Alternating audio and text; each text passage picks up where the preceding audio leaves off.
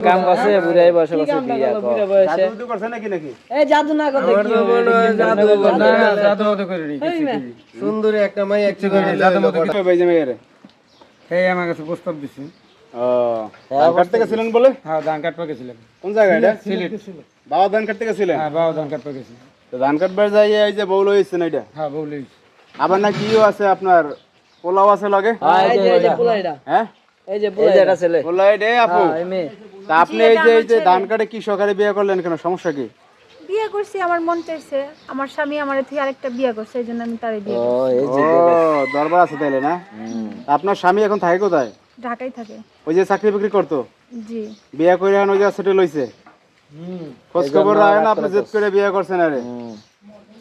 আপনি ধান কাটতে গেছিলেন এই আপুদের বাড়িতে ধান কাটতে গেছিলাম ওই সময় লাইন করছেন না ওই টাইমে লাইন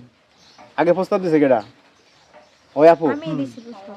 আপনি প্রস্তাব দিছেন আগে আমি প্রস্তাব দিছি আমি বলছি ডাইরেক্ট আমার বিয়ে করেন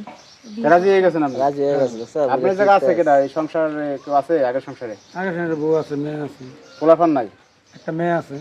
মানে একটা মেয়ে আছে আর ছেলে সন্তান নাই না মেয়ে বিয়া দিছে মেয়ে বিয়ে দিছে না আর এই বয়সে এই কাম করে মেয়ে বিয়া না দিয়া নিজে বিয়া করে আপনি মেয়ের বিয়ে দেবেন না করে নিজে দেবেন বিয়ে বাড়িতে যান না নাকি না ভাড়া থাকি এদিকে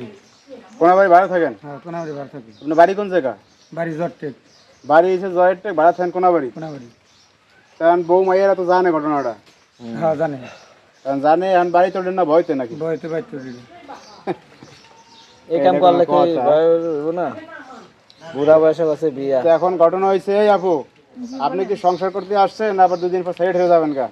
সংসার করতে আসছি সাইডে যাবো কেন হ্যাঁ? সাইডে যাবো কেন আমার বদনাম হয়েছে না এখন বদনাম হয়েছে আমি ওনার সাথেই থাকবো